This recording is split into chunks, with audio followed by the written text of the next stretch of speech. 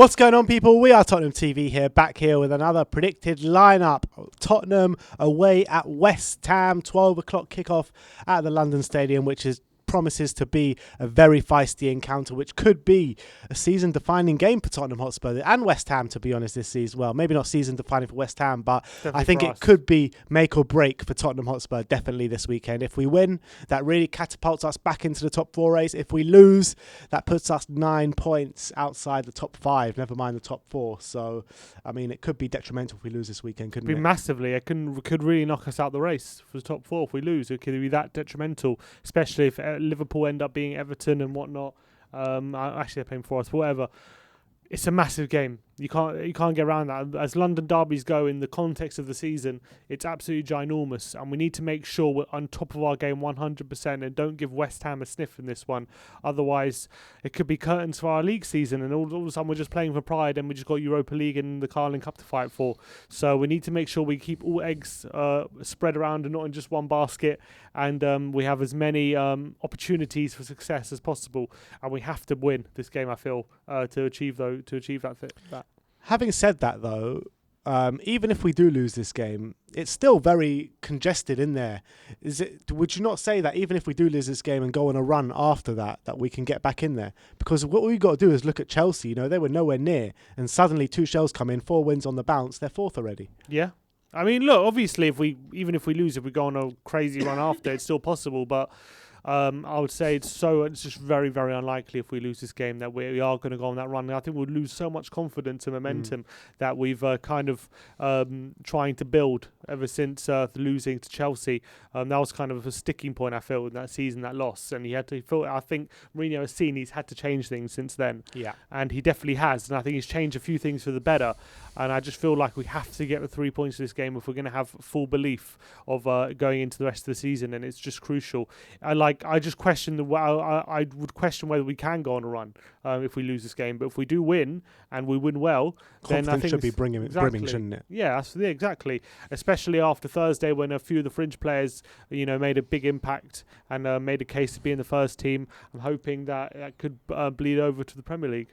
All right, well, let's get into it. Let's start off with the team news. Mourinho's come out, spoken about team news. It's not good news, but let's get into it. Yeah, Reguilon has been ruled out for this weekend.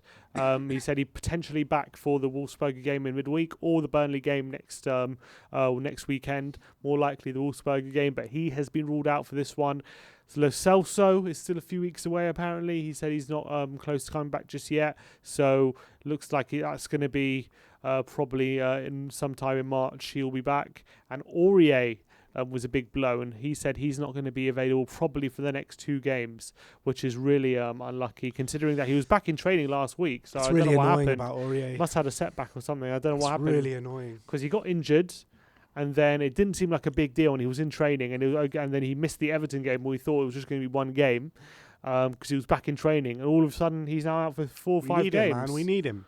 Yeah. We really need him. Massively. But look, let's get into the lineup. We're going for a 4-2-3-1 formation. Obviously, in goal, captain Hugo Lloris. Yeah. Right back, we're going to stick with Matt Doherty in there, seeing as he had a good game on the weekend. Yeah. Or midweek. Yeah, he played well, got on the Europa League team of the week. Obviously, Tanganga had a good display against Man City, so it's harsh on him if he misses out on this one. But I feel like with Doherty having a good game, you have to, and him being a specialised right back, you kind of have to just let him continue that, I feel. Otherwise, he's going to lose confidence, and you don't want him to do that. So, and as well, if you kind of look at it where if the defence can do his job and back up for him, then he should be able to have a good game. Yeah, that's what you're hoping for, and I feel like he said he's been in such bad form since he came here. Like, I think he did have small improvements against Everton, and again improvements against Wolfsburger. So off the back of that, if Mourinho wants to drop him for this game in such a big game, it might signal to him that even though he's improving, that there's no place for him in this team, and that wouldn't send a good message. So I think it's important that Doherty gets a place. But having said that, if Tanganga does get the nod, I think he deserves it as well. So I wouldn't be that upset, but I just think he will go with Doherty. Yeah, me as well. Let's look at the left-back position. Obviously, Reguilon out, so we're going for Ben Davies, 8th game in a row. Yeah, ninth. I think this will be his Ninth This will even, be his ninth ninth. even, yeah. So I mean, he's literally going to be in his last legs. He's desperate for Reguilon to get. I think we're all desperate for Reguilon to get back, and it's tough on him to playing all these games. And people don't take that into account when they judge how poor he's been in some games. And it's going to be very harsh, us included. And but he has to play. He's the only recognised left back fit, and I think he has to play, unfortunately. So another game for him. Hopefully, one last push, and then Reguilon can take over for a bit. All right, the first centre back we're going for Eric Dyer to carry on in the team. Yeah, he came back in against Wolfsberger. Did he play against? He played in the Premier League against City as well. Yeah, didn't do too much wrong, but obviously we did lose 3-0. So I do think he continues. and then alongside him, we're actually going for Davinson Sanchez. Yeah. The same centre-back pairing as against Man City. Yeah, Sanchez actually started, apart from Wolfsberger, he started the last 3 games. So 3 out of the last 4 games he started. West Brom, he started Everton and City. But that third goal we conceded against Man City, Yeah, man. it was pretty horrific. It was horrific, but maybe I'm thinking Mourinho might look past that and see the fact that if Antonio is fit, we're going to need a lot of pace and a lot of physicality competing with him, and he might favour Sanchez over Toby for this one. I just got a feeling that he's going to want that extra physicality in there, and so allow us maybe to push up a bit more. And I think Sanchez is better suited to that. Although obviously it doesn't fill you, that back four doesn't fill you with the most confidence. No, it doesn't. It's basically a sub back four when you look at it. But I think that's probably what he's going to go with. Okay, double pivot. Le General, Pierre-Emile Højbjerg, nicely rested, came on for the last 10 minutes against Wolfsberger. Good cameo as well. So we're going for him in the double pivot alongside Tanguy Ndombele.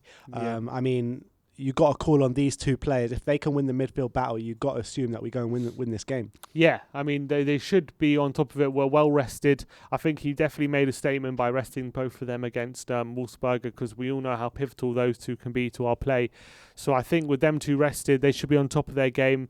And I think with them two on top of their game, they're very hard to match. I know Souček and Rice are very solid midfielders, but I think on the ball, with Ndombele and Højbjerg they're another level and technically. So if they're top of their game, and if we can win that midfield battle, we'll go a long way to winning this game.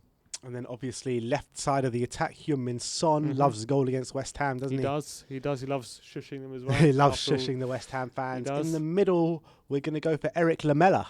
Yeah, he's came on against Wolfsberger, put a really good cameo, played really well. He's been in good form as well, apart from maybe the City game. Yeah. He's been against Everton, he was great. Against West Brom, he was great. He loves a London derby as well. He's really up for these games. Yeah, and he'll provide a lot of energy for us. So I think Lamela gets the nod in this one from the start. And then on the right-hand side of the attack, we're going for Gareth Bale to keep up, to start the next game, because I thought his against Wolfsberger, albeit against Wolfsberger, he was really good. Yeah, it was a toss-up between him and Lucas. I think Bergwijn hasn't done enough recently. They were both the two standout players at Wolfsberger. Yeah, and just a little inkling for me for what Mourinho's saying, that he took Bale off to keep him fresh for the next game. That just gave me a little hint that maybe he's looking to start Bale in this one.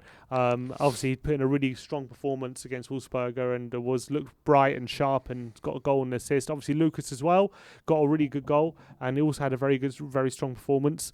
But I just feel like Bale might get the nod in this one, and then maybe Lucas will come on the hour-ish for him and provide that extra energy. But yeah, I feel like Bale is going to get a chance in this one to show what he's about. And when you look at it, since Jose Mourinho has kind of dug out Gareth Bale in the press, he came on that cameo against Man City. He played really well against Wolfsberger. Is he proving a point now? Well, he never really dug him out. He just said he wasn't. I guess if you can interpret it as him digging him out, but whatever has been said behind the scenes or publicly, something seems to have changed recently with Bale. I would say since that. He had a good performance against Wickham, and then against Brighton, he wasn't the best. But no, it wasn't just him. But and then obviously had a good cameo against City, and then against Wolfsberger. So. Maybe there's something about that. Yeah, and then obviously up top, Harry Kane back in the team. He was left out of the Wolfsberger team and squad of his own accord, apparently, because he didn't feel right in his body, which is positive for me, because I think that in the past, Harry Kane has wanted to play every single minute of every single game, and I think it's better for him, especially with the injury problems he's had, is to kind of save himself for these big games. Yeah, I agree. And especially he has to look after himself, because a lot of the times Kane rushes himself back, and he's always so desperate to get back on the pitch, and he's desperate to play. And it's good that he decided not to travel and said, look, I'm going to just take this week off, and you can handle it without me. And I also think when Kane isn't on the bench, like maybe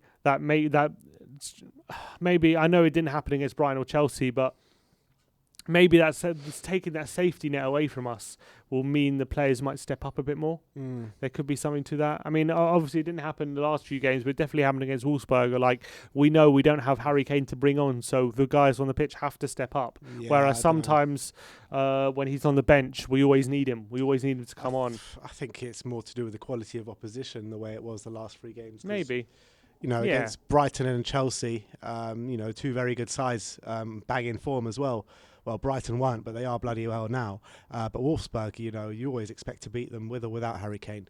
But look, let's get into that lineup one more time. So that's Hugo Lloris in goal, Doherty right back, Davis left back, middle 2 of Davinson Sanchez and Eric Dyer, with Højbjerg and Ndombele in the double pivot, Lamela in the middle, Son on the left, Bale on the right, Harry Kane up top.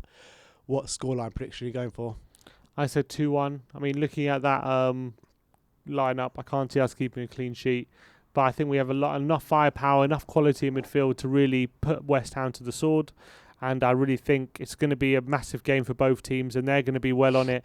But if we can turn up and be on the front foot and be positive, I think we can take the 3 points. And I know it's going to be a tough game, and we could easily drop points in this game, but I'm confident that Mourinho is going to get into this side how important the win and the 3 points is, and hopefully we can come home with it. Yeah, I mean, seeing that defensive lineup as well, I'm not really confident we're going to keep a clean sheet. I've said 2-0 in all my previews so far. I'm going to change it last minute though to 3-1. I think we're going to win 3-1. I think we're going to be on the front foot, and I think it's imperative to score the early goal. I think if we can score the early goal, West Ham are going to have to come out and come at us, and I think we can pick them off then. That's why I'm going 3-1. But let me know your predicted lineup in the comment section below. Let me know your scoreline in the comment section below. We'll be going live for our watch along at around 11:45, so come and join us, and also come and join us for the post-match fan show, where we'll be talking about eating samosas and 3 points, hopefully. So I'm looking forward to seeing all your opinions, or hearing all your opinions in the post-match fan show. Thanks for joining us. Like, subscribe and comment, and as always, come on you Spurs.